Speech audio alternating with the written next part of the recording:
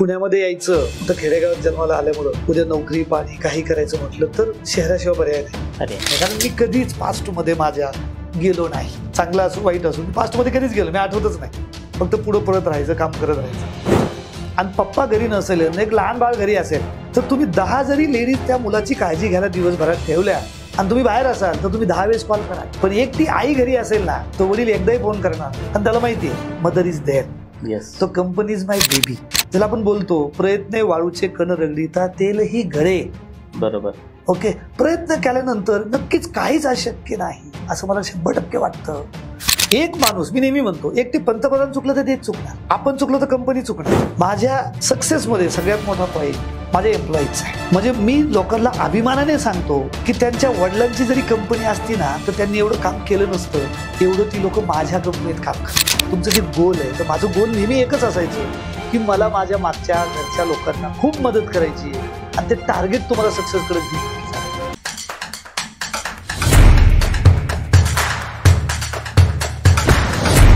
नमस्कार. भारी लोक या आपल्या मराठी पॉडकास्ट चॅनल मध्ये आपल्या सगळ्यांचं पुन्हा एकदा स्वागत. अनेक भारी व्यक्तिमत्व अनेकांचं आयुष्य भारी बनवत असतात आणि म्हणूनच हा अट्टास.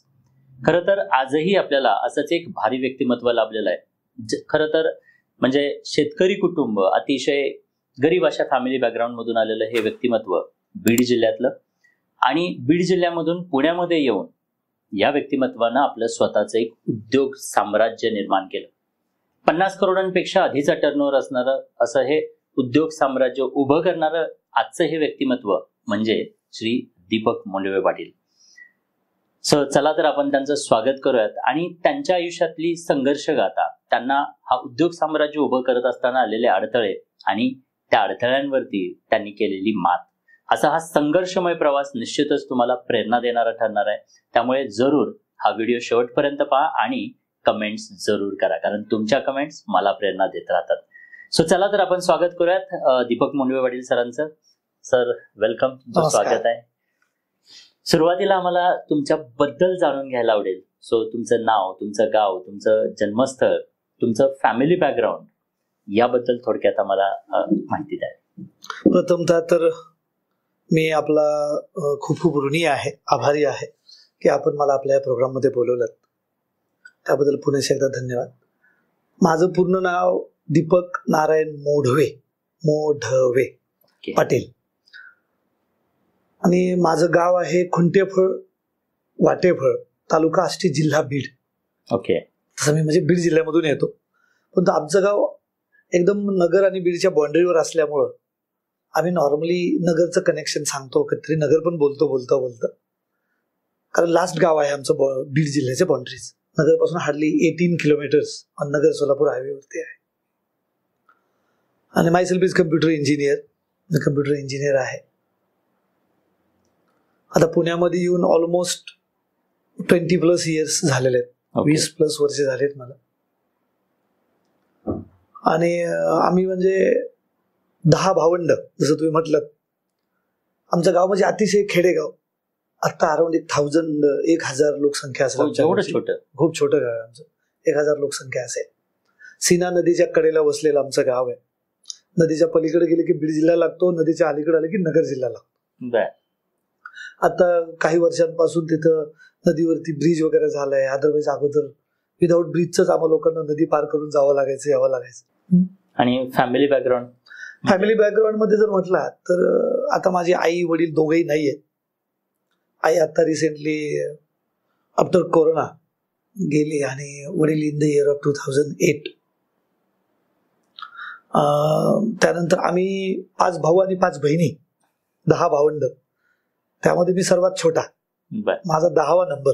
आणि सगळे भाऊ वगैरे एव्हरीबडी इज देअर स्टिल.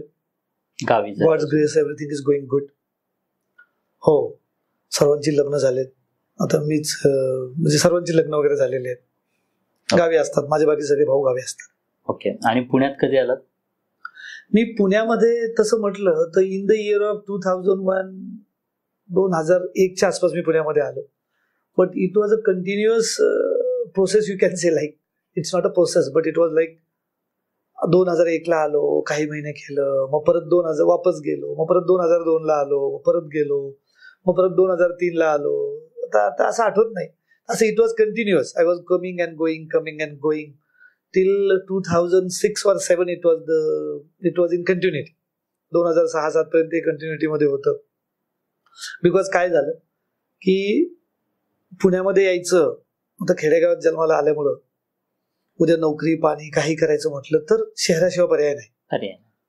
मग पुण्याला मुंबईला दोन्ही ठिकाणी माझ्या 2 सिस्टर्स असायच्या. तर लहानपणापासून आमचं पुण्याला येणं असायचं निगडीला, अगदी लहान असल्यापासून. मग कधीतरी मुंबईला जाणं असायचं वगैरे. मग त्या सिस्टरमुळं it was convenient for us की येणं 5 दिवस 4 दिवस थांबणं वगैरे. तर जॉबच्या शोधासाठी म्हणून पुण्यामध्ये यायचं. आणि जसं माझं कॉलेज झालं तर मग जॉबच्या संधीसाठी म्हणून I was roaming here and there. काही दिवस मी नगरमध्ये ट्राय केला, म्हटलं नगरमध्ये जॉब मिळेल. त्याच्यानंतर पुण्यामध्ये ट्राय केला.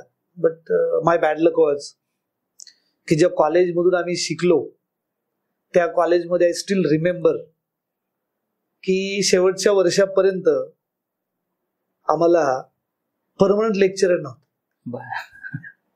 I was at Jintur, Parbhani. Okay. It was hardly almost 200-300 kilometres from Ahmednagar. 200-300 kilometres हॉस्टेलला राहायला होतो तिथं. आणि एक गोष्ट आहे की मला अभ्यासाचा वगैरे ह्या सर्व गोष्टींचा पहिल्यापासून खूप नाद होता. मला आठवत नाही पण घरचे सांगतात की पहिलीपर्यंत मी शाळेत जात नव्हतो. आय वॉज लाईक मग ते गावाकडे बैल बनव, गोट्या खेळत बस किंवा शेतामध्ये हे पक्षी पकडत बस, अशा टाईपचे खूप खूप नाद होते. पण वडिलांच्या मनामध्ये एक दिवस आलं आणि त्यांनी मला हाताला पकडून शाळेत बसवलं. पण त्या दिवशीपासून I was always first in the class. 1 year I was in Mumbai. म्हणजे 8वीला मी मुंबईला होतो. तिथं सुद्धा I was first in the class. Yashwantrao Chavan high school, YB Chavan high school, Iraniwadi, Kandivali, तिथं मी 1 वर्ष शिकलो. दुसऱ्या वर्षी 9वीला मी परत गावाकडे आलो. 10th I was second, but till 9th I was first. मस्त. मग त्यानंतर कॉलेज वगैरे झाल्यानंतर मग तिकडे गेलो. कॉलेजला वगैरे तिकडे जिंतूरला गेलो.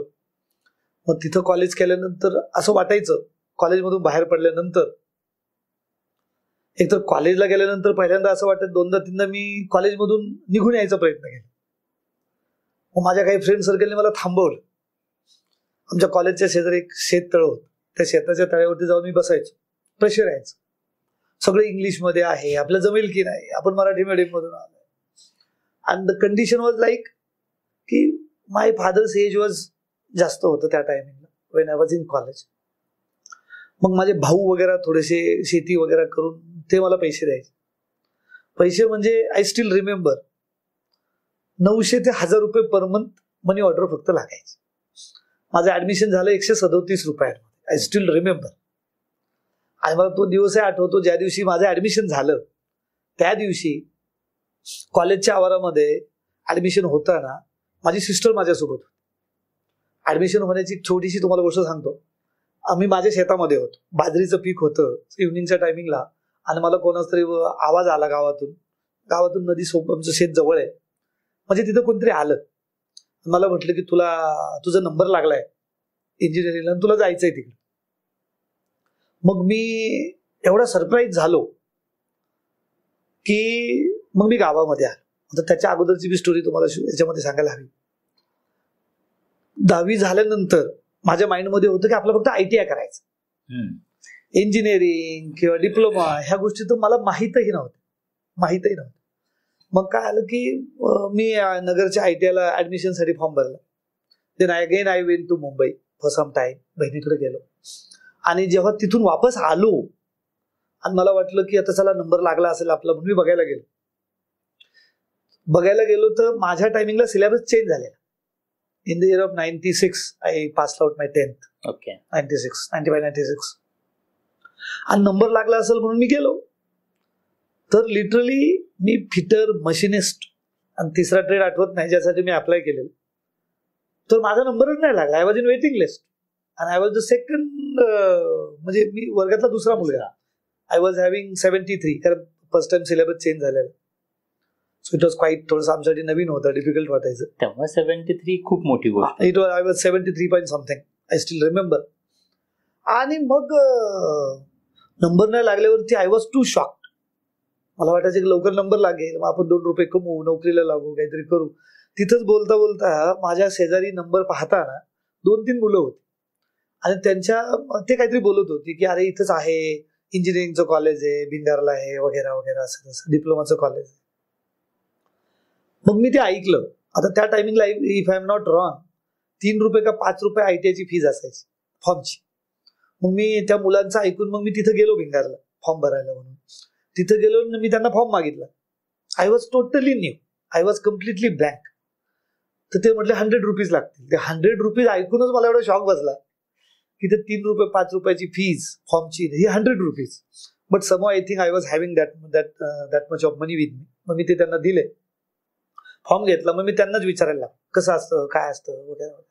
ते म्हटले नाही ठीक आहे, तुमचा कमीत कमी सिव्हिलला तरी नंबर लागून जाईल.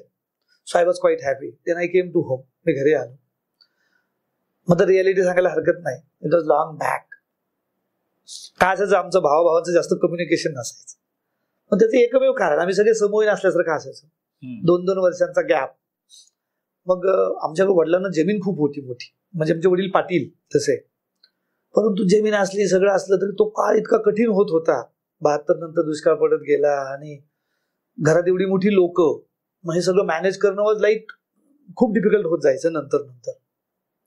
तसं शेतीबाडीला आम्ही आजूबाजूला सगळ्यात मध्ये जास्त शेती आम्हाला. परंतु नंतर ह्या गोष्टी खूप अवघड होत गेल्या. आणि मग आता इथं तर जायचंय, कसं करायचं, कोणी बोलायचं. आमचा मोठा भाऊ खूप स्ट्रिक्ट, त्याला बघायचं आणि त्याच्याशी बोलायचं म्हटलं की खूप लांबची गोष्ट असायची आमच्यासाठी. समोर मी आईला बोललो, मग ते कसं त्याच्या कानावरती गेलं, वगैरे वगैरे. त्या टाइमला मी फॉर्म भरलेला. आम्ही नाशिक रिजन मध्ये यायचो आणि नाशिक रिजन, औरंगाबाद रिजन असे वेगवेगळे हे असायचे. मग माझ्याच वयाची माझी भाची होती. मग त्या भाचीने काय केलं की तिने तिकडे माझा फॉर्म भरला औरंगाबादला. आणि मध्ये शॉर्टमध्ये तुम्हाला सांगतो, मग त्याच्यानंतर काय आलं की आय वॉज सरप्राईज जेव्हा मला गावातून निरोप आला की तुझा नंबर लागलाय. म्हटलं कसं काय नंबर लागला. आय थिंक मी तेव्हा नगरमध्ये चेक केलं तर लागला की आठवत नाही मला आता त्या टायमिंगला. नाशिक रिजन मध्ये आय थिंक नाही लागला. मग औरंगाबाद रिजन मध्ये नंबर लागला. मग माझी बहीण आलेली की बाबा, माझी भाची आणि माझी बहीण रात्री 2-3 वाजेपर्यंत तिथं थांबले, माझा नंबर लागला. आणि मग ती म्हटली जायचंय आपल्याला आता जिंतूरला. मग मी गावात आलो शेतातून. तर मला काय करावं समजत नव्हतं, काय करावं. माझ्यासाठी ते खूप एक स्वप्न होतं. सरप्राइझिंग पण होतं, खूप सरप्राइझिंग, खूप वेगळं होतं. मी बाजूच्या शेतामध्ये होतो, शेतामध्ये संध्याकाळी इव्हनिंग टाइम होता, 5-6 वाजले असतील. आणि आय थिंक मी तेव्हा जनावरं सांभाळत होतो तिथं. माझ्याकडे एक म्हैस आणि 1-2 गायी वगैरे असं काहीतरी असेल, आता आठवत नाही मला एक्झॅक्ट. आणि मग गावात आलो. मग आता तिथं जायचंय, मग पैसे भरायचे, मग 5-10 हजार तरी लागतील, 2-3 हजार तरी लागतील. मग इट वॉज टू डिफिकल्ट. आता मला एक्झॅक्ट आठवत नाही, पण माझ्या मोठ्या भावाने काहीतरी कुठून तरी ते पैसे आणले, पण कुठून तरीच आणले. ही वॉज नॉट विथ हिम. मग दुसऱ्या दिवशी का त्या दिवशी मी बहिणीसोबत औरंगाबादला गेलो. मी तिथं गेलो. मग तिथं गेल्यानंतर आय वॉज टेलिंग यू की ज्या दिवशी ऍडमिशनसाठी मी कॉलेजमध्ये गेलो, तर ते कॉलेज गावापासून 3 किलोमीटर दूर होतं डोंगरावर. तिथं 1-1 का 2-2 तासाला बस यायची. आणि छोटंसं कॉलेज होतं तसं दिसायला वगैरे. मग सेकंड इयरला शेवटी कॉलेज म्हटल्यावर काय असतं, लिडरशिपचे स्किल्स मात्र पहिल्यापासून होते. आता रिसेंटली गावी गेलो तर सलीम नावाचा माझा एक मित्र भेटला शेजारच्या गावचा. आम्हाला तिथं शाळेत जावं लागायचं. आणि शाळेची मी स्टोरी अशी आहे की 1ली ते 4थी आमची तिथं गेली, वाटेफळ म्हणून गाव आहे शेजारी. आणि त्याच्यानंतर 5वी ते 7वी रुई छत्तीसी, परत 8वीला मुंबई, परत 9वी ते 10वी वगैरे रुई छत्तीसीला. आम्हाला 3 किलोमीटर डेली चालत जावं लागायचं आणि 3 किलोमीटर डेली चालत यावं लागायचं. आजकालच्या सारखं नाही, आज बस येते दारात. मुलं गेली आली, नदीतून जा, पाण्यातून या, वगैरे वगैरे, ऊन वारा पाऊस थंडी, तो त्या गोष्टी लाईक. मग त्या दिवसाचे त्या याच्यामध्ये जर काही दिवस आठवले तर आठवतं, रस्त्याने जाताना आमचा सोलापूर हायवे, ट्रक्स खूप असायचे. मग त्या ट्रक्सला हात करायचा, परत भीती, ट्रक्स मध्ये बसून गेल्या लोक बोलायची, पळून नेतात वगैरे वगैरे. एखादी ऍपलची, सफरचंद आपण म्हणतो मराठीमध्ये, सफरचंदची एखादी गाडी गेली तर लांब जाऊस तोपर्यंत त्याचा वास घेत बसा, अरे या सफरचंदची गाडी गेली. जस्ट तुम्हाला एक कुतूहल म्हणून सांगतो. आणि मग कॉलेज वगैरे झालं. भाऊ तसं तुम्हाला सांगत होतो मी, सलीम नावाचा मित्र भेटला तर तो मला सांगत होता, आय वॉज मॉनिटर ऑलवेज ना, आय वॉज फर्स्ट. सो तो मला सांगायचा की पहिलीपासूनच तुला PA होता. सो आय मीन लाईक लिडरशिपचे स्किल्स नक्कीच होते. Nobody was telling me, there was nobody to guide. मार्गदर्शक असं कोण नव्हतं, but leader. Yes. But being always first in the class, always मला जेवढे शिक्षक लाभले ह्या सर्व शिक्षकांनी मला एवढं मोटिवेट केलं, एवढे लाड पुरवायचे, लिटरली सांगायचं म्हणजे की खूप लाड पुरवल्यासारखे ती लोक, कारण हुशार आहे मुलगा, हुशार आहे मुलगा, हुशार आहे. मग कॉलेज संपलं, कॉलेजहून घरी आलो. कॉलेजहून घरी आल्याच्या नंतर आय स्टील रिमेंबर की हॉस्टेलला होतो. मग हॉस्टेलला एक दिवस एका मित्रासाठी म्हणून वरती जेवण आणलं आणि कोऑपरेटिव्ह मेस असायची.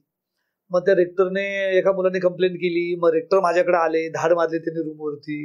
मग मला त्यांनी फाईन केला की अलाउड नाही वरती न्यायला. मग तिथून त्या मुलाचे माझे थोडेसे वाद झाले, ज्यांनी कंप्लेंट केली.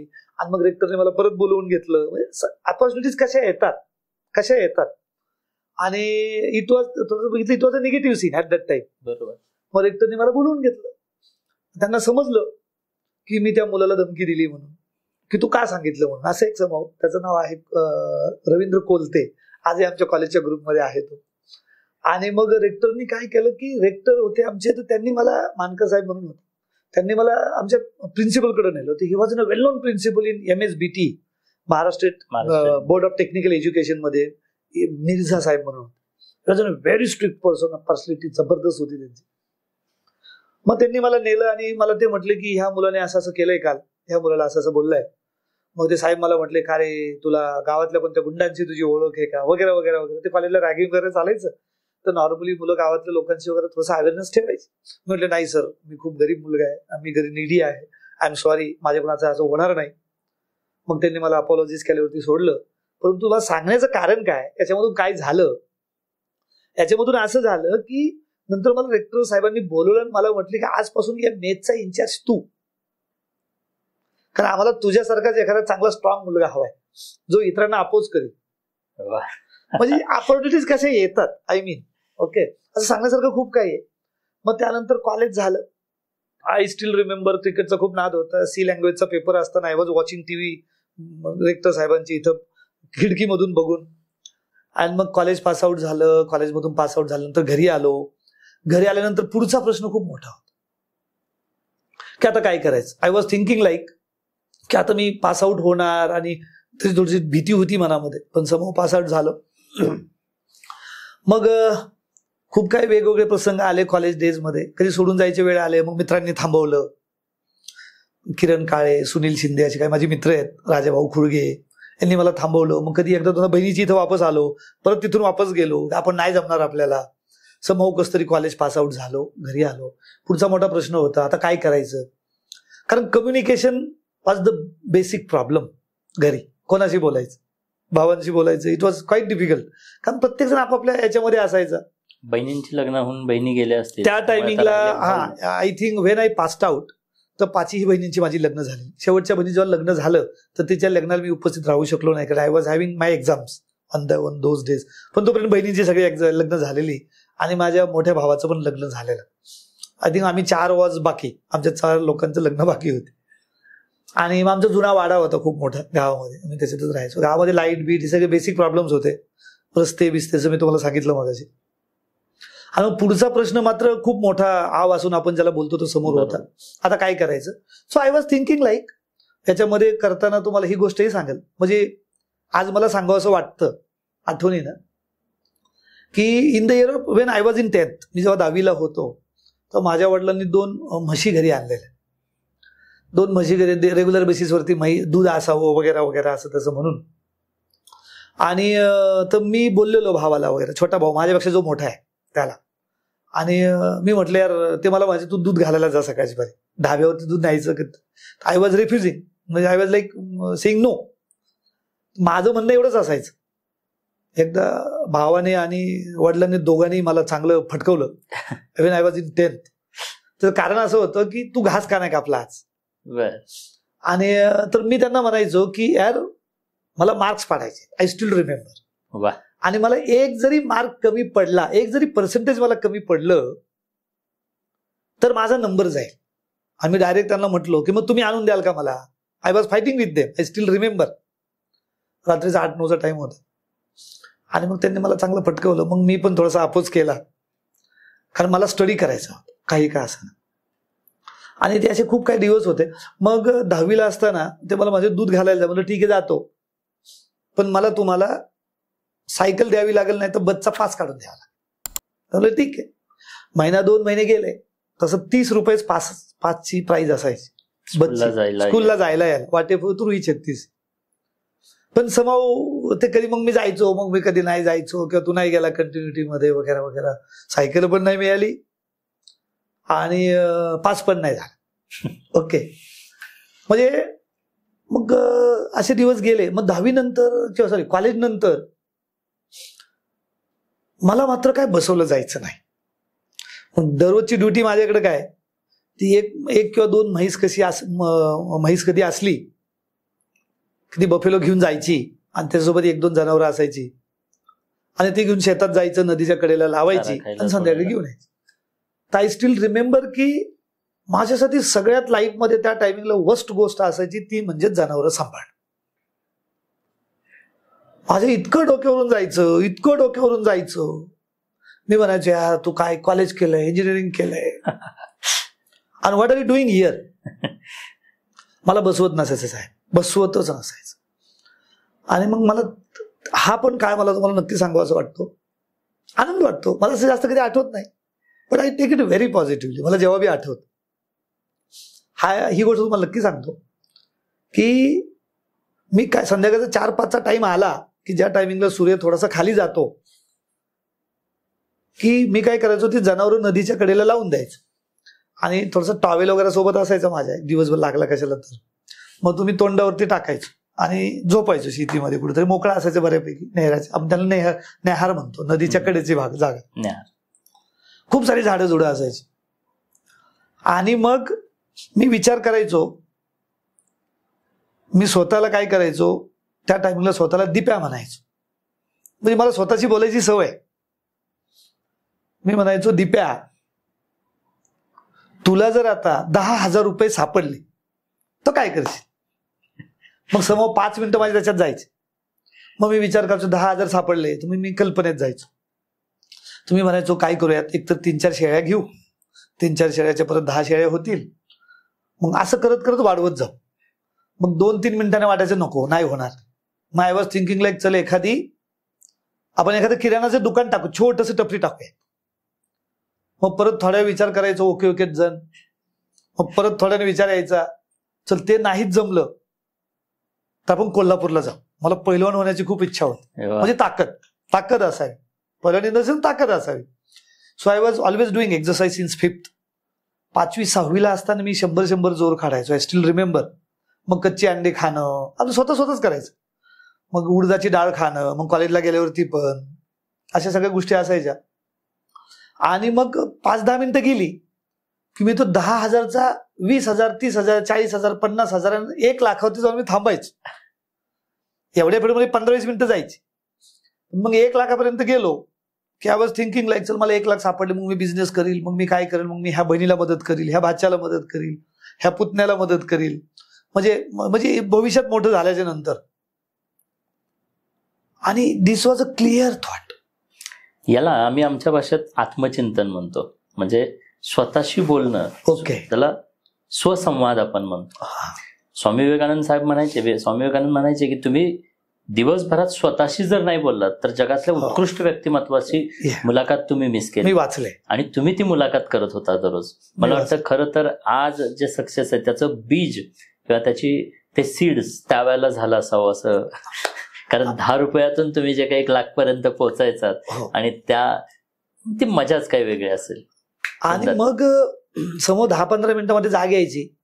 मी म्हणायचं अरे उठ, तुझ्या खिशात 10 रुपये नाहीये, तू 10,000 ते 1 लाखापर्यंत गेला आणि तुला 1 लाख पण शेवटी नाही पुरले. मग जनावरं कुठे गेलीत बघायचं असायचं.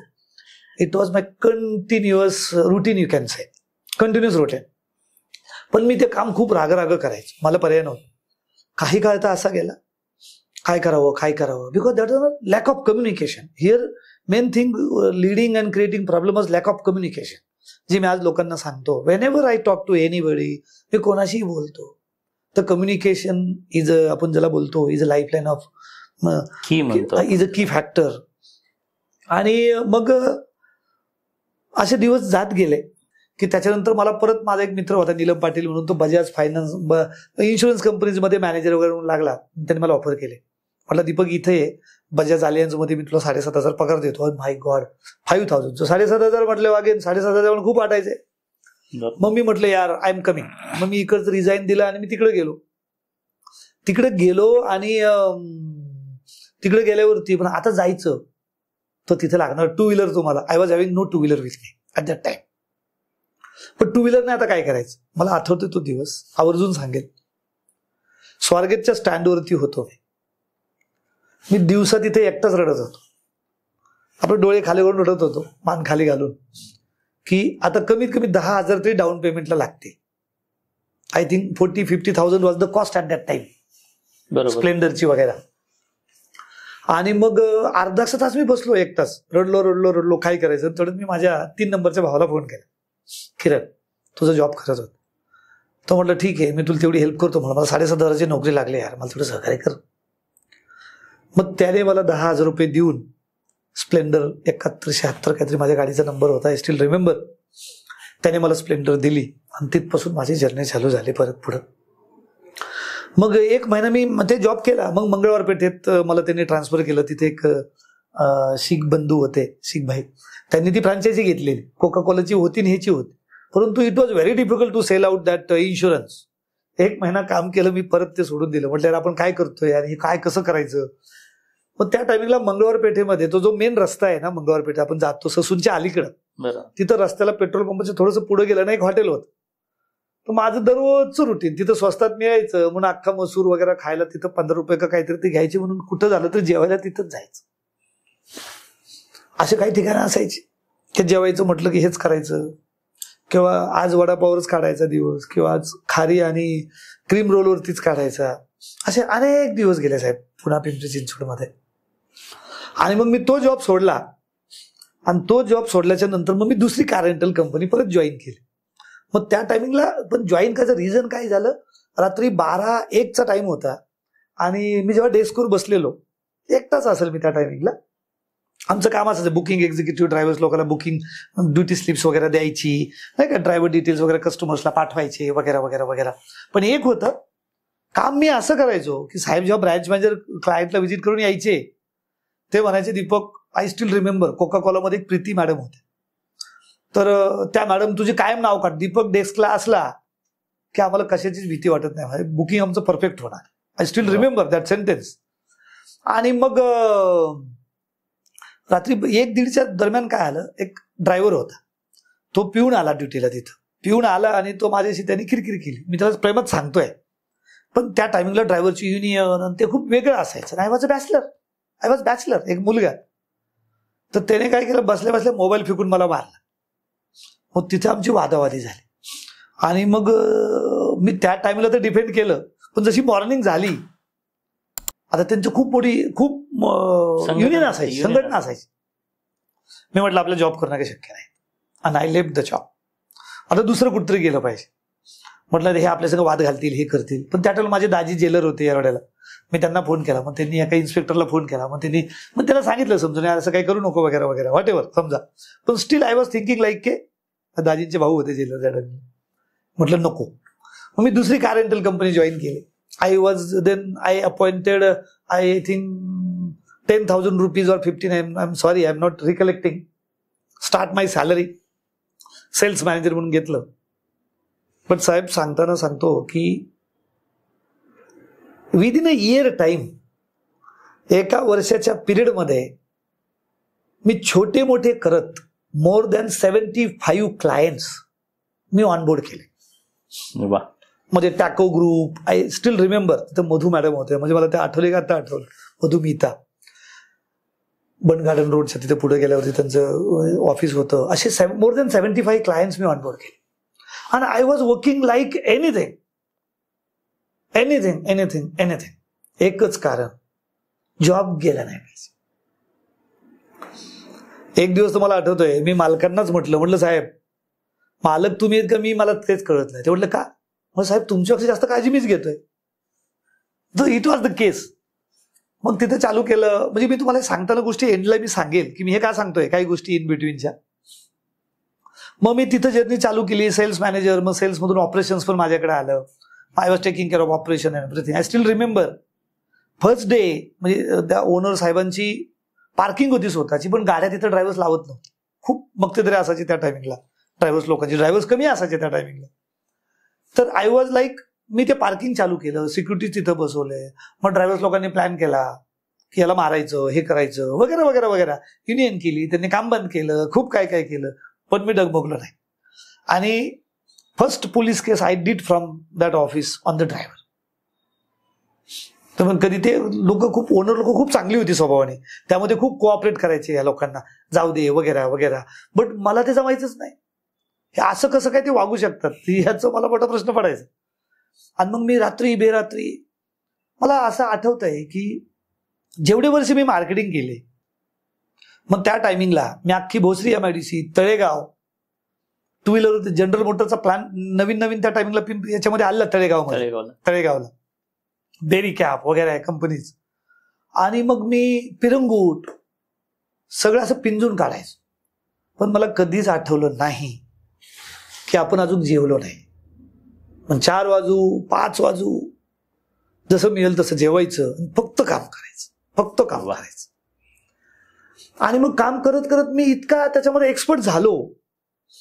मग त्यानंतर साहेबांनी काही जरी काम सांगितलं की बाबा या साहेबांच्या घरी जाऊन ये, या साहेबांच्या मॅडमला गाडी पाहिजे, ड्रायव्हर पाहिजे, all VIPs things are coming to me, were coming to me, ते माझ्याकडे यायचे.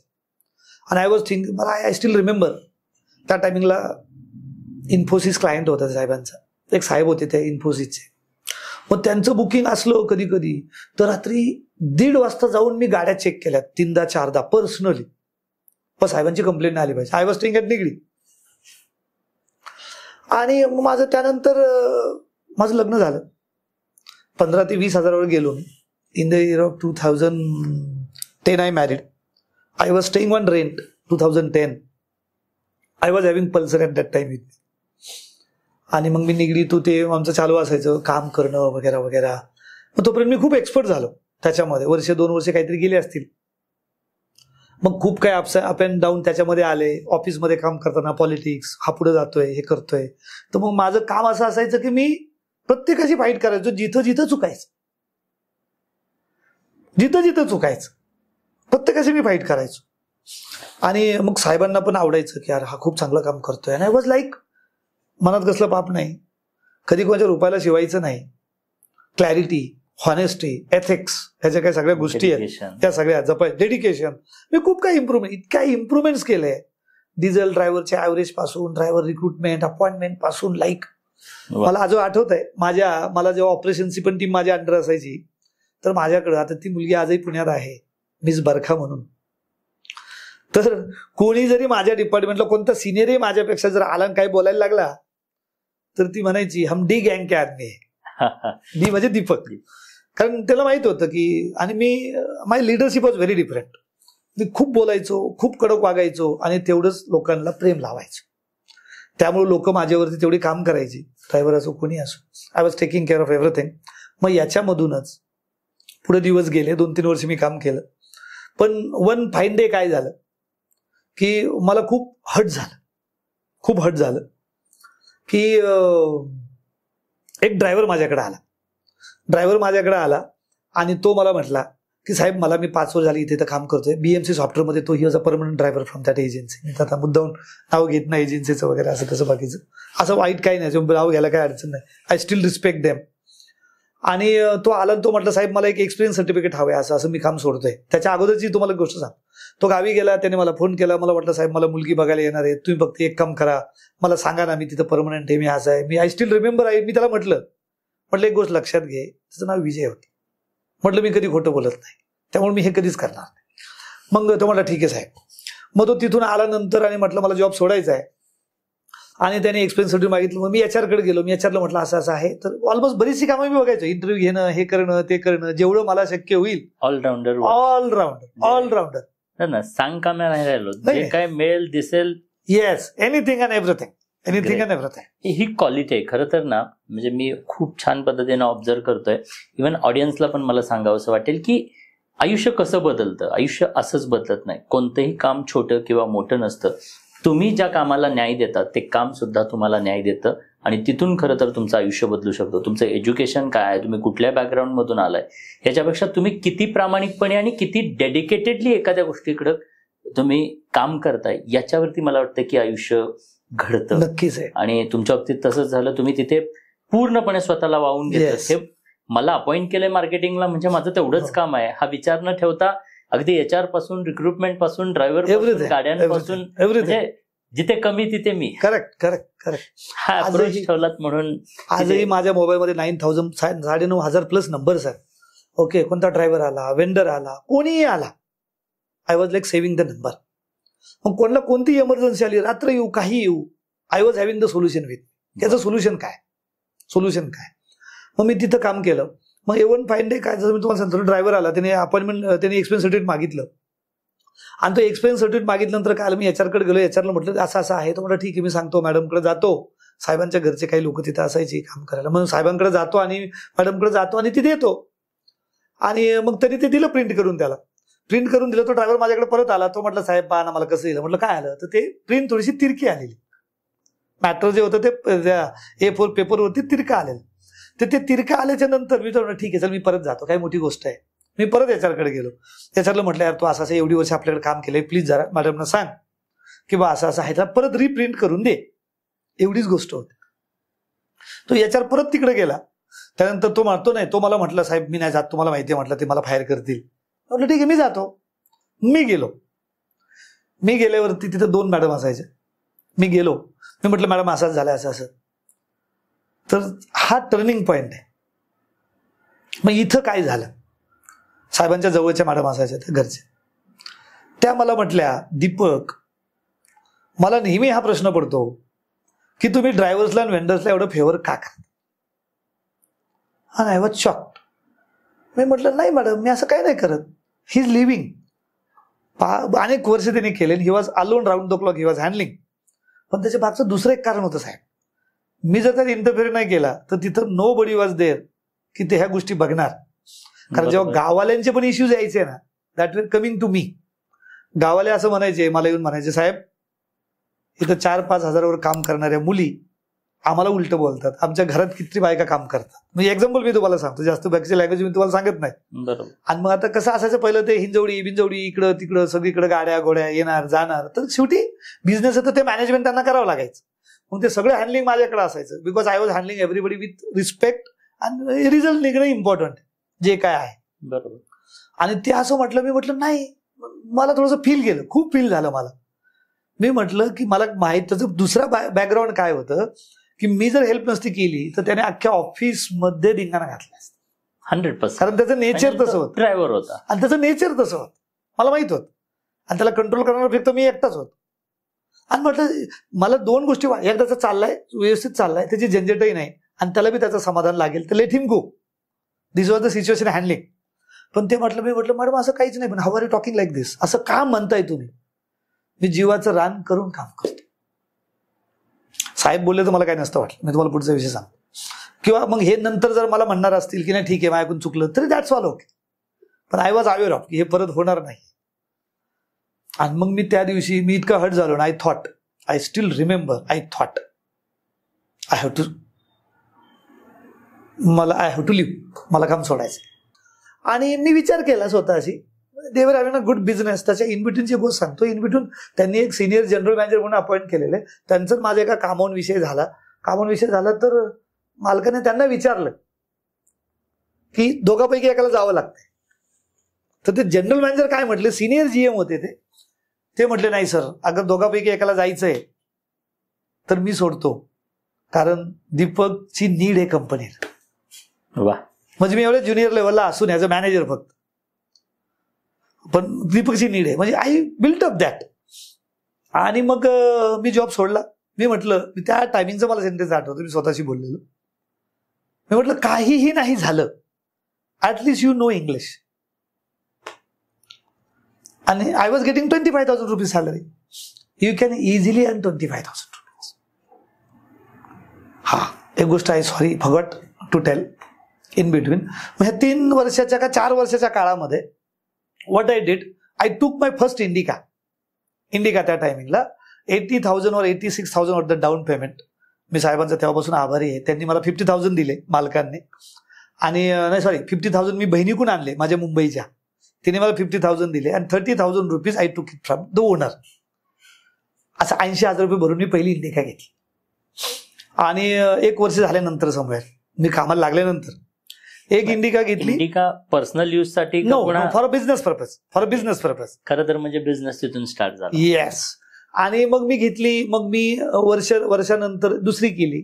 मग 2 वर्षात मी 4 इंडिका केल्या 3 वर्षामध्ये. 1, 2, 3, 4. I was only handling, but everything was transparent in front of them. तो काही विषय नव्हता. 4 इंडिका केल्या. मग तोपर्यंत मला मात्र नाही, आता I have to leave a job. एवढं सगळं असेल. मग मला तर इन्सल्ट झाला, थोडंसं वाटलं, आणि I left the job. And I started my company. मग मी माझ्या भावाला बोलवलं, म्हटलं ये जरा, तू थोडंसं बघितलं तर कर, बघता येईल असं तसं. आणि मग मामाचा मुलगा मी बोलवला एक, म्हटलं चल बघूयात, करूयात. पण टिल द टाइम माझे रिलेशन्स एवढे स्ट्रॉंग होते क्लायंटशी की round the clock I was working. माझं वर्किंग असं होतं की टेक्नॉलॉजी नसताना सुद्धा आय वॉज लाईक, एखाद्या साहेबांची व्हेकल रिपोर्ट झाली, उद्या समजा डॉक्टर विष्णू मानेंसाठी समजा तुमच्या असिस्टंटने गाडी बुक केली आहे, तुम्ही जर VIP आहात, तर I was personally taking care of tracking and everything. GPS वगैरे काही नव्हतं. आणि I was messaging mister doctor Vishnu Mane, I was messaging, sir vehicle is reported at your place. And at the same time I was messaging to the booker assistant also की vehicle for Mr. Deepak Mane reported as his resident, reported as Mumbai international airport. मग एवढ्या लेवलचं मी communication करायचो याच्यामध्ये. ह्या सगळ्या गोष्टींच्या पाठीमागे साहेब एक महत्वाची गोष्ट होती, ती म्हणजे नीड, गरज. बरोबर. आणि माझ्या माइंडमध्ये काय टार्गेट्स होते त्याच्यावरती येतो मी शॉर्टली, सॉरी बोलतो. मग I left, I started my company. ECRS मी नाव दिलंय, एक्झिक्युटिव्ह कार रेंटल सर्व्हिसेस. मला इथे थोडंसं विचारायचं आहे, कारण एक्झिक्युटिव्ह कार रेंटल सर्व्हिसेस खरं तर नावात बरंच काय. सो बिझनेसचा अँगल असं काही नसताना हे एवढं सुंदर नाव विल टेल यू सर. आणि I am very honest to it, I am very transparent. And एक दिवशी मी बानेरमधून औंधला येत होतो, आणि म्हणजे काही गोष्टी अशा लाईफमध्ये कशा घडतात, त्याला रिझनच असं काही नसतं. तर खरं सांगायचं तर येत असताना माझ्याकडे जेव्हा मी तिथं कामाला होतो, तर त्या टायमिंगला एक कंपनी होती EBS म्हणून, एक लेडी होत्या, आणि she was providing services to the foreign clients वगैरे, जे डेलिकेट नॉर्मल यायचे छोटे छोटे. तर त्यांच्या कंपनीचं त्यांनी नाव दिलं शॉप, त्यांचं याचं नाव होतं EBS. आय थिंक ते एक्झिक्युटिव्ह बिझनेस सर्व्हिसेस का असं काहीतरी होतं. आणि माझ्या माइंडमध्ये ते आलं, म्हटलं तर नाव काय ठेवायचं. तर मी म्हटलं अरे तर एक्झिक्युटिव्ह कार रेंटल सर्व्हिसेस ठेवू आपण. म्हणून ते EBSचं मी फक्त एक्झिक्युटिव्ह कार रेंटल सर्व्हिसेस केले. देर वॉज नो, तिथं कोणी ऍडवायझर नव्हतं मला. आय वॉज नॉट MBA, मला काहीतरी बॅकग्राऊंड नव्हतं बिझनेसचं. पण executive car rental services can be a good name, असा विचार करून मी ते नाव ठेवलं. कारण हे नाव ऐकलं तरी this is not for ordinary, this is executive. सुंदर नाव. येस. आणि मग तो बिझनेस मी चालू केला. तर मग बिझनेस चालू केल्यानंतर आता पुढच्या काही गोष्टी बोलताना देन तिथपासून मी कधी वागं वळून नाही बघितलं. Steel I was staying on rent at Nigdi. I was having Pulsar with me at that time, 2011. आणि मग ऑलमोस्ट 13-14 वर्ष झाले माझ्या कंपनीला, 14-15 वर्ष झाले. आणि मग जे काम चालू केलं, then I started approaching client.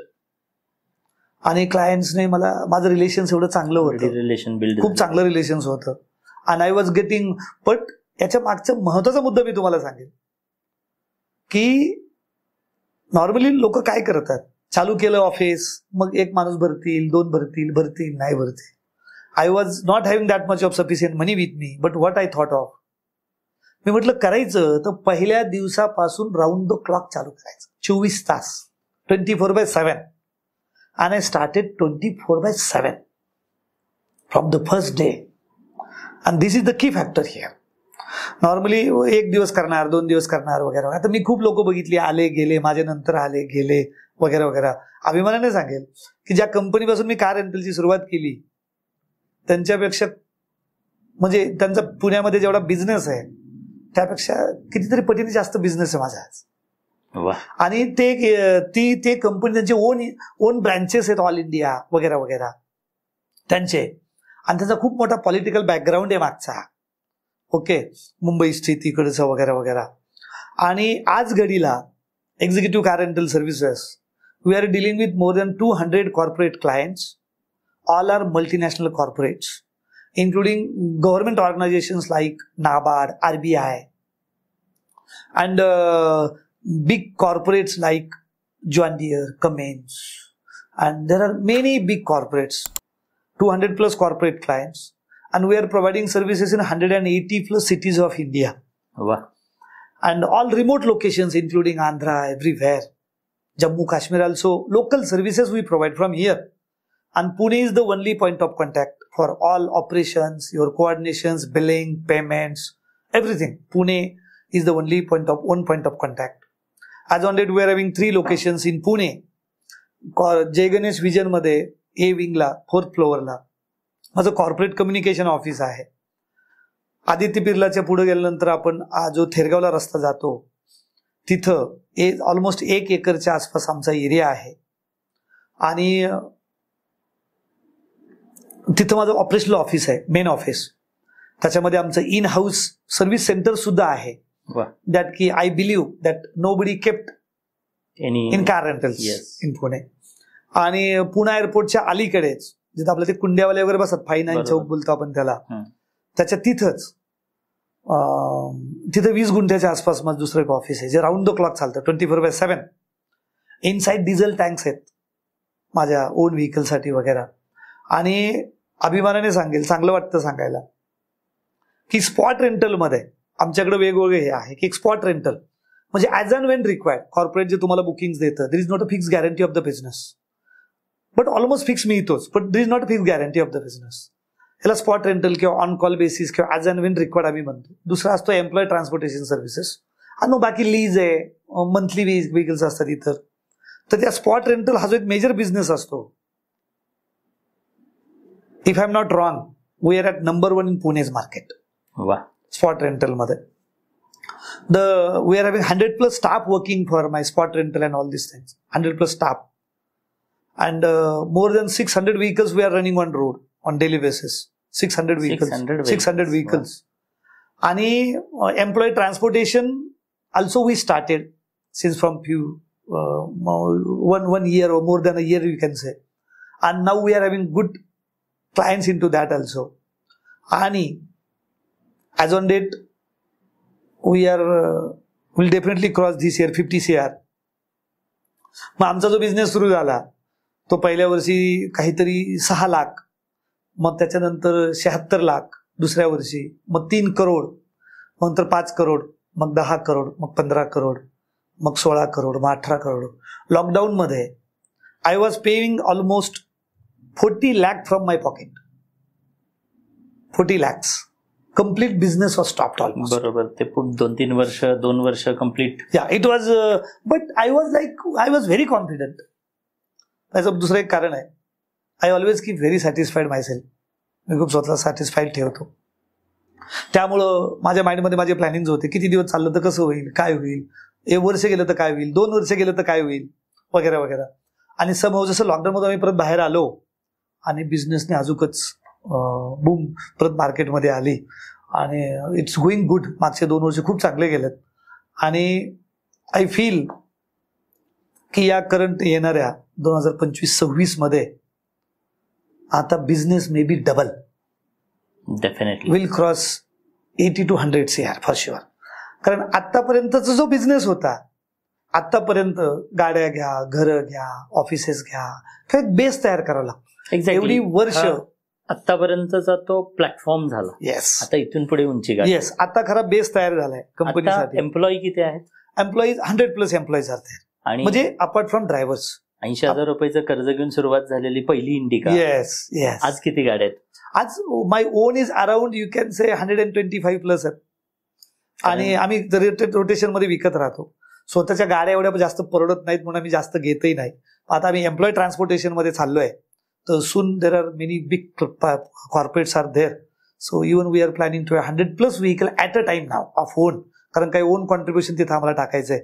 आणि ETS मध्ये we are getting good scope now employ transportation मध्ये. बिकॉज आय सीन की ज्या लोकांकडे 5-10 लोक नाही आहेत, they are in to employ transportation. बरोबर. आणि याच्यात एक गोष्ट अभिमानाने तुम्हाला सांगेल आवर्जून की इव्हन मुंबई ऑल्सो वेअर आम्ही ओन ब्रांच 180 cities, की till date who ever visited to our office from client end, sir everybody said, कोणी 15 मिनिटासाठी व्हिजिटला आलंय, they spend you can say 2-3 तास टू अंडरस्टँड इच एरियाज. आणि ते एवढंच म्हटलीत मला. रिसेंटली एक साहेब मला भेटले, मिस्टर दत्तात्रय उतेकर म्हणून आहेत. He was a very senior, he is a very senior person. Now he is in Mumbai. He met me once he came to know की I mean Mumbai. He called me and he came to visit me. आणि he was in Syngenta Syngenta my client. तर ते सुद्धा मला त्याशी म्हटले की Deepak, you should start one institute for the transport now. Up to that level तुम्हाला ते नॉलेज आलंय. I am sorry. तुम्हाला सांगायचा मुद्दा एवढाच आहे की जेवढे कॉर्पोरेटने व्हिजिट केली, हे सांगण्या सगळ्यांचं कारण मी तुम्हाला इंडियाला सांगणार आहे. एवढं मी का बोलतोय, मला म्हणायचा उद्देश काय. तर ते म्हटले की साहेब, आमच्या 20-25 वर्षाच्या कार रेंटलच्या करिअरमध्ये तुम्ही जे दाखवताय, जेवढ्या चेकलिस्ट दाखवताय, जे रेकॉर्ड्स आणि रिपोर्ट्स तुम्ही दाखवताय, आणि जो सेटअप सिस्टम आणि मॅन पॉवर हे सगळं आम्ही बघतोय, तर कार रेंटल्समध्ये we never seen but we never imagine की कार रेंटल कुणी अशा पद्धतीने ऑपरेट करत असेल. काय 1-2-3 खूबी विल टेल यू सर. पहिली गोष्ट म्हणजे की नॉर्मली कार रेंटल म्हटलं की लोकांच्या कोणाच्या, इव्हन कॉर्पोरेटच्या सुद्धा माइंडमध्ये येते, ठीक आहे गाडीचा धंदा आहे, गाडी येते आणि जाते, ड्रायव्हर येतो वगैरे वगैरे वगैरे वगैरे. आता खूप हे होत चाललंय, डेव्हलपमेंट होत चालली, टेक्नॉलॉजी आणि आतापर्यंत हाच माइंडसेट होता. परंतु जेव्हा माझं जे गणेशचं ऑफिस आहे, it is around 3000 square feet, fully furnish like IT kind of office मी बनवलं आहे. जसं एक नॉर्मल IT ऑफिस आपला बघायची सवय असते वगैरे वगैरे, एका चांगल्या कंपनीचं. We are having complete separate departments for separate departments like HR, administration, billing, accounts, business development, client relation management, employee transportation is different, spot rental is different, maintenance is different, fleet management is different, own garage is different. Okay, so like all departments are segregated, different departments I maintained. ही सगळ्यात पहिली गोष्ट. दुसरी गोष्ट म्हणजे we are having servers at my end. I am having 2 IT engineers whom are taking care of this round the clock. त्यानंतर पुण्यामध्ये 3 offices spot rental मध्ये कुणी ठेवलेत असं मला वाटत नाही, if I am not wrong. कारण नॉर्मली 1 किंवा 2 ऑफिसेस आहेत. आणि थेरगावचं जर आमचं ऑफिस बघितलं, it is more than almost 1 acre. दुसरी गोष्ट म्हणजे मला म्हणायचा मुद्दा म्हणजे की own in house garage setup आहे, ज्याच्यामध्ये वॉशिंग पासून इंटिरियर क्लिनिंग पासून एक्सटेरियर पर्यंत ऑल फॅसिलिटीज आर देअर. एअरपोर्टला दुसरं ऑफिस आहे, एक पुण्याच्या साईडच्या क्लायंट्सला, एक इकडच्या साईडच्या क्लायंट्सला. आणि दुसरी गोष्ट जर सांगायची सेटअपच्या बाबतीत, जर तुम्ही म्हटलं की जर सेटअप बघितल्यानंतरच लक्षात येतं the types of checklist I prepared. माझी पहिल्यापासून एक सवय आहे, मी पहिली गाडी घ्यायला गेलो आणि जेव्हा मला अडचणी आल्या फायनान्समध्ये काय काय बघायचं. आता कसं जेव्हा आपण इतक्या गरिबीतून एखादी गोष्ट करतो तो खूप केअरफुली करतो. मग मला अडचण आल्यानंतर मी काय केलं, अराउंड 70 का काही पॉईंट्स बनवले. गाडी आणि फायनान्स गाडी घ्यायची असेल, फायनान्स बघायचं असेल तर काय बघायचं, कारण माणूस नवीन बघतो रेट ऑफ इंटरेस्ट काय लागणार, मग तो कसा कॅल्क्युलेट होतो, मग याला जसा मराठीमध्ये आपण चक्रवाढ व्याज म्हणतो, मग हा मंथली रिड्युसिंग आहे का, हा डेली रिड्युसिंग आहे का. ओके, म्हणजे हे जे काही प्रकार असतात, तर मला चेकलिस्ट बनवायची सवय. That is normally we can call it in a planning. बरोबर. मग मी एक फ्लॅट घेतला, तो फ्लॅट घेतल्यावर मला अडचण, मी परत एक 70-75 पॉईंटची चेकलिस्ट बनवली की मी फ्लॅट घ्यायचा, ते डॉक्युमेंटेशन कसं मेंटेन करायचं, बिल्डरला काय विचारायचं, मग काय काय बघायचं, कोणते डॉक्युमेंट्स बघायचे, मग रिसिप्ट आली की कशी ठेवायची, जे ऍडमिनिस्ट्रेशन बेसिकली आपण बोलतो. तर आय फील की administration should be strong. If you wanted to run any business, you should run a good administration. हा झाला पहिला. मग जेव्हा माझ्या त्या चेकलिस्ट ते बघतात, many big corporates procurement people visited and they said की साहेब तुम्ही म्हणजे ते तुम्ही करत नाहीये, तुम्ही पिताय इतकं, म्हणजे ते इतकं तुम्ही जीव लावून काम करताय. मला हा कन्सेप्ट आवडला की कार रेंटल सर्व्हिसेस करत असताना स्वतःच्या घरात स्वतःचं म्हणजे त्या कारची केअर घेण्याची, म्हणजे जसं एक आई वडील आपल्या मुलाची केअर घेतो तसं तुम्ही तुमच्या कारची केअर घेता. I am sorry for interrupting you, त्याच्यामध्ये मी जास्त नाही बोलणार. मी तुम्हाला एवढं सांगेल की मग कोणती गोष्ट समोर आली सर, ड्रायव्हर्सला काय काय ब्रीफिंग करायचं याचे ऑलमोस्ट 500+ पॉइंट्स रेडी असतील माझ्याकडे. वा. स्टाफ नवीन आला, इव्हन कुणी व्हिजिटला आलं तर त्यांना शो करण्याचे सिस्टम आहे माझ्याकडे रेडी. अगोदर हे दाखव, नंतर ते दाखव, नंतर ते दाखव, नंतर ते दाखव, याच्यावरती ब्रीफ कर. Recently we conducted safety week. आता सेफ्टी मंथ होते यावेळेस, जो गव्हर्नमेंट ऑर्गनाईज करतं. तर आपल्या पिंपरी चिंचवड RTOचे 2-3 ऑफिसर्स येऊन माझ्या प्रेमायसेस मध्ये येऊन त्यांनी आमच्या ड्रायव्हर्सला ट्रेनिंग दिलं. When they saw all drivers are in proper uniforms and everything, जो सगळा सेटअप आणि सगळ्या मोठमोठ्या चेकलिस्ट लागलेल्या, मोठमोठे साईन बोर्ड्स लागलेले, ते बघूनच ते म्हटले की वी फेल्ट व्हेरी हॅपी की we came at a right place. त्यानंतर आम्ही कंपनीजमध्ये जाऊन सेफ्टी वीक साजरा करतो. अनेक कॉर्पोरेट आमच्या लोकांना मग आता बोलवतात तर म्हणतात तर आमच्या लोकांना पण म्हणजे आला तर तुम्ही ट्रेनिंग द्या safety week, what needs to be done. कारण गाडी आलं की सेफ्टी फर्स्ट कम्स. मग गाडी चेक करायची तर काय चेकलिस्ट असली पाहिजे, गाडी घ्यायची तर काय चेकलिस्ट असली पाहिजे, ड्रायव्हरला नवीन अपॉइंट करायचं तर काय काय चेकलिस्ट असली पाहिजे, स्टाफ अपॉइंट करायचं तर इंटरव्ह्यू घेण्याची काय चेकलिस्ट असली पाहिजे. ओके, इथपासून माझ्याकडं ऑफिस ओपन करण्यापासून तर ऑफिस क्लोज पासून ते इयर एंडिंगचं ऑडिट होतं तिथपर्यंत everything is in return. I prepared. वा. Everything is in return.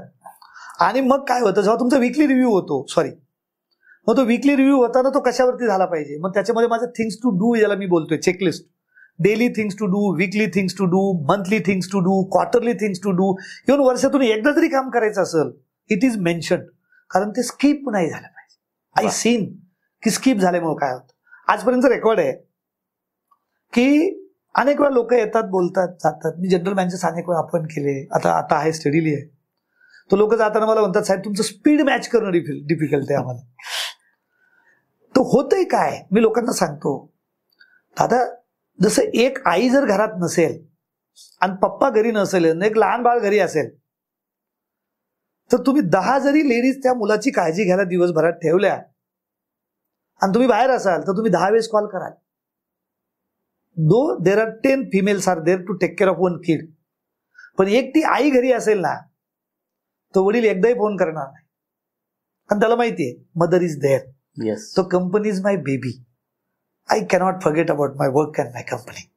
Super, मस्त. आणि त्याच्या पलीकडे आणखीन काही गोष्टी, फक्त तुम्हाला एवढंच बोलायला येणला, बोलण्यासारखं खूप काय असतं. बोलायला लागल्यावर माणसाला आनंद वाटतो. असे अनेक वेळा प्लॅटफॉर्म बाबतीत माझे आता जनरल मॅनेजर, VP वगैरे मी अपॉइंट केले, ते पण मला म्हटले म्हणजे नको ठीक आहे, लेट इट बी, जेव्हा वेळ येईल तेव्हा आपण बोलू वगैरे, असं तसं वगैरे वगैरे. But coming to the main points जे आज आपण तरुणांना सांगितलं पाहिजे, एक्झॅक्टली नवीन एंटरप्रेनर्सला सांगितलं पाहिजे वगैरे. अनेक लोक आजच्या इंटरव्ह्यूला बघून इन्स्पायर होतील, कारण खूप इन्स्पायरिंग हा जर्नी आहे. म्हणजे खिशात. तर coming to the point sir, sorry for interrupting you, I am really sorry. बोलता बोलता परत इंटरप्ट केला आय थिंक मी तुम्हाला, आणि तुमचा प्रश्न मला कळाला की हे सगळं करताना मी एक गोष्ट आवर्जून सांगेल की मला कधीही, आता मी रिसेंटली विपश्यनेला गेलेलो, विपश्यना मरकळला गेलेलो, याच्या अगोदर मी 2दा केली, आर्ट ऑफ लिव्हिंगला गेलोय. तर जे लॉंग आपण बोलतो ना की लोक मेडिटेशनला बसल्यावरती त्यांना पास्ट आठवतो. सर हॉनेस्टली सांगतो, मला 99.99% फक्त फ्युचर आठवत होतं. म्हणजे मेडिटेशन आपण कसं डायरेक्ट पास्टला जातो किंवा फ्युचरमध्ये जातो, वर्तमानात कोण राहत नाही, प्रेझेंटमध्ये. कारण इतके काही प्रॉब्लेम्स लाईफमध्ये झाले असतील, पण मला एकही प्रॉब्लेम तिथं आठवला नाही, कारण माझ्या बॅक ऑफ द माइंड मी कधीच काय साठवू दिलं नाही, कधीच. दुसरी महत्वाची गोष्ट सांगेल की मला आठवतं की मला जिथपर्यंत आठवतंय तिथपर्यंत कधीच माझा बाहेरचा प्रॉब्लेम माझ्या दारात नाही आला. ठीक आहे, मी घरात बसून ओरडत असेल, याला फोन करील, त्याला फोन करील, याचं काय झालं, त्याचं काय झालं, परंतु याचं टेन्शन म्हणून मी केलं नाही. मला आजपर्यंत कामाचं टेन्शन असं कधी आलं नाही. मला हॉनेस्टली आठवत अनेक वाटे हा बिझनेस जाईल का, तो दॅट इज ऑल डिफरंट, तेवढे पुरत. पण मी काम करताना कधीच दमलो नाही. मला जेवणाची वेळ आठवली नाही. आता ऑफकोर्स कुछ पाने के लिए कुछ खोना पडत आहे. अनेक लोकांना वाटतं पैशासाठी, मी नेहमी सांगतो मी पैशासाठी करतच नाही, कारण माझे बाकीचे फॅक्टर्स खूप आहेत अजून याच्यामध्ये. आता कमिंग टू मेन पॉईंट्सला जर बोलायचं तर जेव्हा इंटरव्ह्यूला लोक येतात मी 50 वर्षे 55-60 वर्षे लोकांचे इंटरव्ह्यू घेतले. काल एक बाउन्सर आलेला, आम्हाला लागतात कधीतरी कंट्रोलसाठी, ऍडमिन मॅनेजर म्हणून घेतलं मी काल एक झालं. काल एका ड्रायव्हरने काही इश्यू केला होता. हे 3 इन्सिडेंट आहेत कालच्या एका दिवसाचे. वन टू टेल यू, तो ड्रायव्हर तर स्वतः रडला 5 मिनिटात. त्याला रिअलाइज झालं की व्हॉट मिस्टेक ही मेड. त्याच्यानंतर जे मॅनेजर ऍडमिन मॅनेजर घेतले ते म्हणजे साहेब मला मोठेपण नाही सांगायचं, माझ्या म्हणण्याचा मुद्दा आहे की इट डिपेंड्स ऑन यू की how you tackle and handle the people. Exactly. मग जर एंटरप्रेनर व्हायचं असेल किंवा कोणालाही, मला लोकांना नेहमी माझ्याजवळ जेव्हा जेव्हा लोक येतात तेव्हा सगळ्यात पहिली गोष्ट मला जी स्वतःबद्दल जाणवते साहेब मी ती सांगतो की I am always down to earth. Yes, I scene.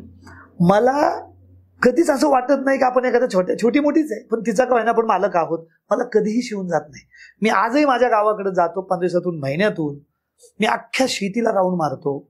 मी गेलो की झाडं लावतो, स्मशानभूमीमध्ये काम करतो. Okay, I am always in T shirts वगैरे किंवा जीन्स टी शर्ट्स नॉर्मली. आणि मला चॅरिटी करायला आवडते. माझे बाकीची कामं असतातच बऱ्यापैकी. छोट्या छोट्या लहान मुलापासून 70 वर्षाच्या माणसाला मी कधीही भेटलं तर मी कधीच अवॉइड करत नाही. आणि हे ऑटो होतं, ऑटो मनात ठेवून मी कोणतीच गोष्ट करत नाही. आणि मग डाऊन टू अर्थ राहणं, ट्रान्सपरंट राहणं, तुमच्या कामाशी प्रामाणिक राहणं. ज्याला आपण बोलतो प्रयत्न वाळूचे कण रगडीता तेलही गळे. बरोबर. ओके, प्रयत्न केल्यानंतर नक्कीच काहीच अशक्य नाही असं मला 100% वाटतं. जे अनेक वर्ष जे मी घातले याच्यामध्ये दिले. मी लोकांना बोलतो कधी कधी अनेक इंटरव्ह्यू, आता काउन्सिलिंगची सवय लागली लोकांना इंटरव्ह्यू मध्ये. मी साहेब 2-2, 3-3 तास इंटरव्ह्यूज घेतो. मग मी याचं गमक सांगतो की मी म्हणतो 15 मिनिटात आपला लोक समजू शकत नाहीत. आणि जसं आपल्याला वाटतं कॅन्डिडेट आपल्याला समजावा तसं मी म्हणतो आपण पण कॅन्डिडेटला समजलं पाहिजे. बरोबर. आणि then only people will give you the stability. माझी इथली तुम्हाला गोष्ट सांगतो की मी कामाला एवढा वर्कहोलिक आहे किंवा होतो आजही. मी since many days I am not normally going to corporate. मी जर मार्केटमध्ये असतो गेल्या 5-6 वर्षापासून, आय मेड इट लिमिटेड, तर माझं बिझनेस 200 करोडच्या पुढे असतं. Now we are getting a business from the references. People says, yes, go contact Deepak or contact ECRS. That reputation we made it in the market. The kind of reports now we are providing to the client, which are showing 99.9999 100% accuracy. जर समजा तुम्हाला महिन्यामध्ये 1000 booking दिले, hardly 1 complaint, that is also normal. जर car rentals मध्ये गेलात ना sir, 1000 booking मध्ये 100-200 complaint, there is a scope. There is a scope.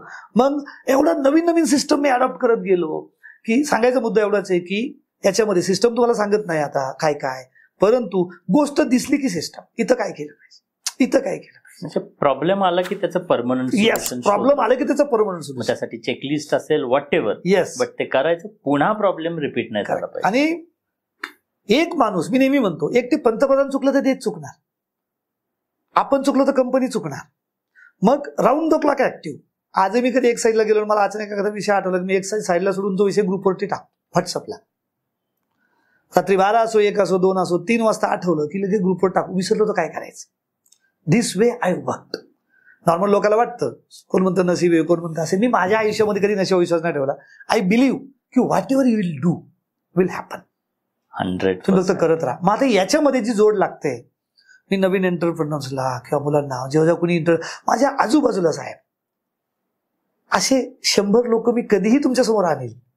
जर माझं असं इंटरॅक्शन झालंय नॉर्मली, कसं आता इंटरव्ह्यू जरी मला घ्यायचं जरी नसेल तरी त्याला मी गाईड करतो.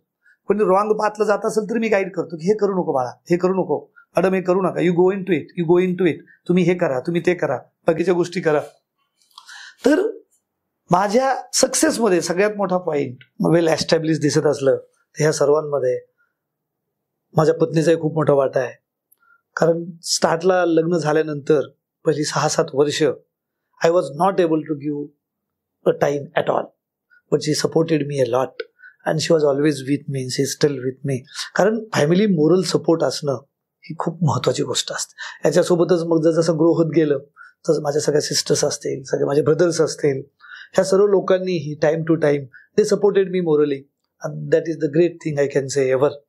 आणि जर तुम्हाला सक्सेस व्हायचं असेल तर आपल्या फॅमिलीला सोबत घ्या, सर्वांना सोबत घ्या. सर्वांना सोबत घेऊनच माणूस सक्सेस होऊ शकतो. म्हणजे इव्हन तुमचे एम्प्लॉईज असतील, या गोष्टीवरती मात्र मी फर्म असतो. आणि मी नेहमी लोकांना सांगतो की जसं आपण म्हणतो, कधी कधी लोक बोलताना बोलतात की रावण खूप पॉवरफुल होता, परंतु रावणाचा भाऊ रावणासोबत नव्हता, आणि रामाचे बंधू रामासोबत होते, आणि इव्हन रावणाचा बंधू रामासोबत होता, म्हणून रामाला सक्सेस व्हायला आणखीन चांगलं झालं, असं मला हरकत नाही. तसं फॅमिलीचा सपोर्ट असणं हे खूप इम्पॉर्टंट असतं. That playing an vital role in your success.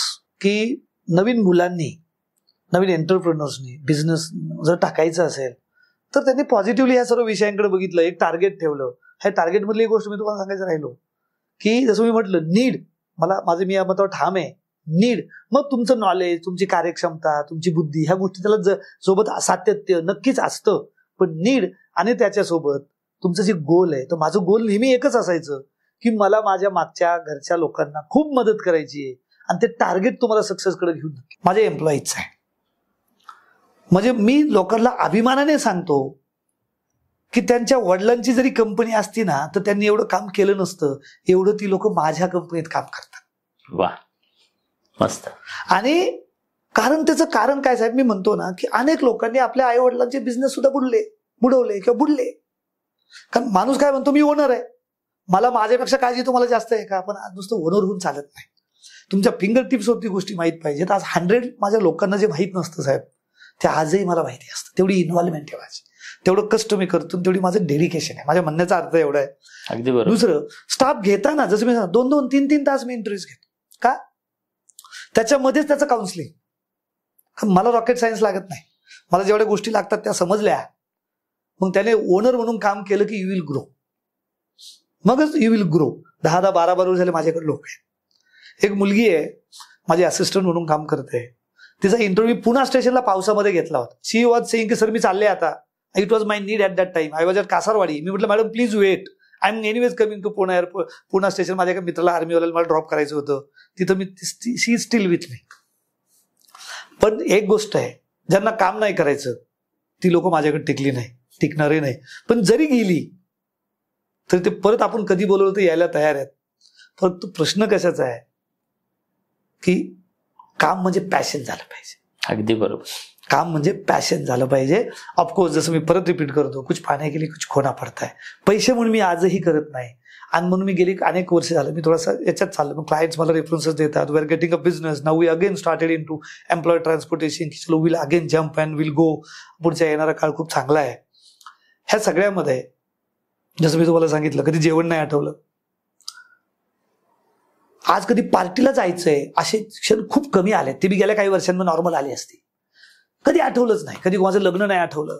मग मी कधी इंटरव्ह्यूला मी कोणाकोणाला सांगतो, मी म्हणतो की 10 वर्षात मी कोणाचं लग्न अटेंड नाही केलं, कोणाचा बर्थडे अटेंड नाही केला, काय हार्डली 5-10 इन्व्हिटेशन्स आले असतील. परंतु आज जेव्हा माणसाला माहिती असतं हा येणार नाही, तरी इन्व्हिटेशनवर पहिलं नाव टाकतात, कारण सक्सेस आलं की तू ऑटोमॅटिकली तिथे जातोस. बरोबर. So first you will have to look in to your works. आणि ऑल टाइप्स ऑफ काउन्सिलिंग मी एम्प्लॉईजला आल्यानंतर, म्हणजे फार तुम्ही योगा का केला पाहिजे, मेडिटेशन का केलं पाहिजे, श्रीकृष्ण वाणी का ऐकली पाहिजे, इथपासून मला जे आठवतं जेव्हा जेव्हा मी माझ्या स्टाफच्या काउन्सिलिंग करतो वगैरे वगैरे, तर सर डिफिकल्ट काहीच नाही. तुम्ही जर विचार केला, आपण एवढे मोठमोठे उद्योगपती बघितले, रतनजी टाटा साहेबांपासून ते मुकेशजी अंबानींपर्यंत. आमचं सेक्टर खूप वेगळं आहे, कार रेंटल्स वगैरे वगैरे. डेडिकेशन दिलं, जर तुम्ही एम्प्लॉईज तुम्हाला हँडल करता आले पाहिजे, तर तो सगळ्यात मोठा स्किल सेट असतो तो man power handling skill set. तुम्ही कितीही रागवून बोललात, तुम्ही कितीही कडक बोललात, तरी सुद्धा त्या व्यक्तीने तुमचा तेवढाच रिस्पेक्ट केला पाहिजे. याला म्हणतात लिडरशिप. करेक्ट. सगळ्यात महत्वाची गोष्ट, माझ्याकडे सगळी अशी लोक आहेत, मी त्यांना ठीक आहे, मी त्यांना 4दा बोलत असेल, पण 10 वेळेस मी प्रेम लावतो. की मी जे बोलतो त्याला we did it very ethically. Business आजपर्यंत कोणतीही दुसरी पॉवर वापरली नाही, दुसरं कोणतेही आयडियाज वापरलेले नाही. Very simply professionally we are here. Very simply very professional. Great. मला वाटतं की हे तुमच्या खरं तर यशाचं गमक आहे. म्हणतात ना, स्टे सिम्पल, स्टे म्हणजे काय म्हणतात की आपण सिम्पल लिव्हिंग हाय थिंकिंग हा विचार आहे ना, त्याप्रमाणे नेहमीच अगदी सोसायटीमध्ये किंवा अनेक ठिकाणी मी पाहत असतो, अगदी सिम्पल वे मध्ये आणि खूप छान पद्धतीनं ओव्हरऑल स्वतःला वेळ देता, हेल्थला वेळ देता, फॅमिलीला वेळ देता, एम्प्लॉईजना वेळ देता, म्हणजे सगळं काही नियोजनबद्ध. तर या नियोजनबद्ध मध्ये तुमचे चेकलिस्ट, तुमचं जे काम करण्याची पद्धत आहे, मला वाटतं की या सगळ्या गोष्टींमुळे कुठेतरी तुमचं स्पीड वाढलं, डिसिप्लिन आली आणि ऑटोमॅटिकली एक चांगला इंटेन्शन आणि पर्पज घेऊन, पैसा हा फक्त एकच न ठेवता लोक, एम्प्लॉई सुद्धा माझं घर आहे, माझं कंपनी सुद्धा माझं बाळ आहे, या हेतून जेव्हा तुम्ही या सगळ्यांना हँडल करता, मला वाटतं की सक्सेस निश्चितच मिळतं. अप्रतिम जर्नी ऐकायला मिळाला. खरं तर मला पण आज असं वाटतं की तुम्हाला बोलवलं, खरंच एक भारी व्यक्तिमत्व आज आम्हाला लाभलं, जे भारी व्यक्तिमत्व अनेक लोकांचं आयुष्य आज भारी बनवणार आहे. सर, ऐकावं तेवढं कमीच वाटतं तुमच्याकडून. अजून खूप मोठी प्रगती ECRS ची व्हावी अशी आमच्यातर्फे तुम्हाला सदिच्छा, आणि खूप लवकर खूप मोठं यश या पद्धतीने असंच काम करत राहिल्यामुळे भारत आणि देशाच्या बाहेर सुद्धा तुमचं काम चालू व्हावं अशीच आमच्या सगळ्यांकडून तुम्हाला सदिच्छा आहे. थँक्यू सो मच, तुम्ही वेळ दिला. Thank you so much. यस, मला जे आजचा हा पॉडकास्ट पाहणार आहे त्या प्रत्येकाला मला सांगायचंय की तुम्हाला हा पॉडकास्ट कसा वाटला कमेंटमध्ये जरूर कळवा, कारण तुमच्या कमेंट्स माझ्यासाठी महत्वाच्या आहेत. शिवाय तुम्हाला ECRS बद्दल किंवा दीपक सरांबद्दल अजून काही जाणून घ्यायचं असेल तर त्यांचे संपर्क सुद्धा आम्ही देतोय, जरूर संपर्क करा. खऱ्या अर्थानं अशी व्यक्तिमत्व कुठून आभाळातनं पडत नाहीत, ती तयार होतात. खरं तर लीडर्स, त्यांच्यातला एक एक गुण बघा, म्हणजे शाळेत असताना त्यांच्यातली असणारी डिसिप्लिन किंवा शिक्षणाबद्दल असणारी ओढ, म्हणजे परिस्थिती नसताना सुद्धा सतत एखाद्या गोष्टीचा ध्यास, मला काहीतरी करायचं आहे, हे जिवंतपणाचं लक्षण असतं आणि तो जिवंतपणा त्यांच्यामध्ये होता. भलेही 10 वेळेला फेल्युअर आला असेल, 10 वेळेला गावी जावं लागलं असेल, पण पुन्हा 11व्या वेळेला गाडीत बसताना त्यांनी कधी शर्म किंवा असं म्हणतो ना की लाज वाटली नाही. ते पुन्हा निघाले, पुन्हा प्रयत्न केला आणि सातत्यानं प्रयत्न करत राहिले. मिळालेल्या संधीचं सोनं केलं. कसं केलं तर स्वतः त्यात डुबवून घेतलं, स्वतः पूर्णपणे इन्व्हॉल्व्ह झाले. गोष्टी फक्त जेवढ्या दिल्यात तेवढ्याच न करता ही कंपनीच माझी आहे या हेतून काम करणं, म्हणजे ह्या क्वालिटीज आहेत. एखादा व्यक्ती मोठा होतो तर अशा प्रकारच्या या क्वालिटीजमुळे मोठा होतं आणि खरं तर इथून आयुष्य बदलतं. आणि मला वाटतं की दीपक सरांनी त्यांच्या आयुष्यात हे सगळं अनुभवलं, केलं, डेडिकेटली करत आले आणि इथून पुढेही ते करत राहतील. आणि म्हणूनच आज एक मोठं उद्योग विश्व निर्माण करण्याचं भाग्य सरांना लाभलं, किंवा भाग्य म्हणण्यापेक्षा त्यांनी ते उभा केलं असं मी म्हणेन. सो असंच व्यक्तिमत्व या आजच्या पॉडकास्टच्या माध्यमातून घडावीत, हाच हा पॉडकास्ट पाठीमागचा हेतू आहे. आणि मला खात्री आहे तुम्ही ऐकणाऱ्यांपैकी एक जरी व्यक्तिमत्व आज इथून इन्स्पायर झालं, काही लर्निंग इथून घेतले, खरं तर भारी लोक या पॉडकास्ट चॅनलचं किंवा येणाऱ्या आता सगळ्या गेस्टच्या आयुष्याचं सार्थक झालं असं आम्ही म्हणू. So thank you so much. Comments जरूर कळवा. धन्यवाद sir. Thank you sir. Thank you once again.